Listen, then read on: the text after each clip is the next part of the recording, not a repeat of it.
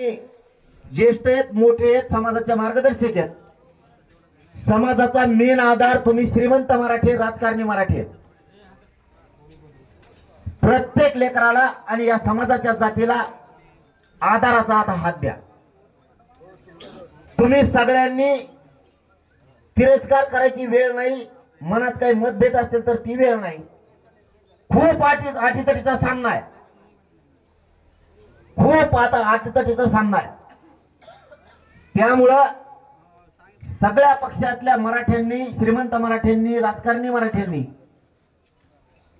समाजाच्या, लेकराच्या आणि समाजाच्या पाठीवरती बळ देणारा हात टाकणं गरजेचं आहे. पाठीवरून हात फिरवणं आता गरजेचं आहे. कारण समाजावर संकट घोंघवतोय जाणून बुजून. आता मात्र समाजावर तुम्हाला बारीक लक्ष ठेवावंच लागणार आहे. ही तुम्हाला माझी अंतरवालीतून महाराष्ट्रातल्या सगळ्या मराठ्यांच्या नेत्याला, श्रीमंत मराठ्यांना हात जोडून विनंती आहे. काना डोळा करू नका. तुम्हाला हे समाज या योग्य वेळेला साथ दिल्यामुळे कधीच विसरणार नाही.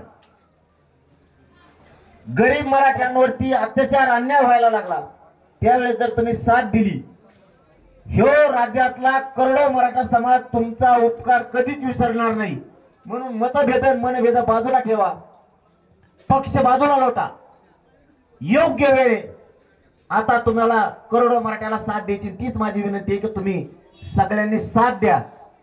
एवढी तुम्हाला सगळ्यांना हात जोडून विनंती आहे. आणि मराठ्यांनाही सांगतो, कुणीही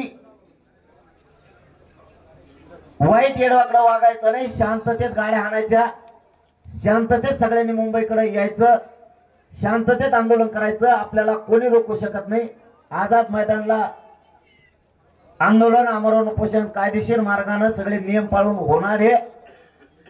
मान्य न्यायालय आपल्यालाही न्याय देईल, आपले वकील न्यायालयात जाणार आहे.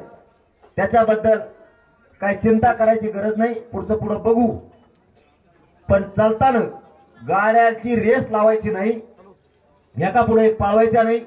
मागं राहिला तरी मुंबई जायचं, पुढे घेतली तरी मुंबईला जायचं. आपल्या लेकराला एखादी इजा होईल असं कोणी वागू नका. कारण आतापर्यंत थोडंही नुकसान आपल्या कुठल्याही लेकराचं झालेलं नाही. हे सगळ्यांनी ध्यानात ठेवा. आणि तसंच गाड्या हाणायच्या. शक्यतो मोटरसायकल दमाने आणा. नसता मोटरसायकलवाल्यांनी मुंबईला येऊ नका. पडले, पाऊस आहे, खूप त्रास होईल. आपल्या पोरांनी मोठ्या गाड्या आणल्या, त्याच्यामुळे पाऊस आला ते गाड्यातच झोपायला लागलेत, त्यामुळे त्रास होत नाही. तसं मोटरसायकलवाल्याला त्रास होईल. तुम्ही शक्यतो येऊच नका. तुम्हाला त्रास होईल असं नको. म्हणून पुन्हा एकदा सांगतो, एकमेकाची सेवा करा, एकमेकाला साथ द्या.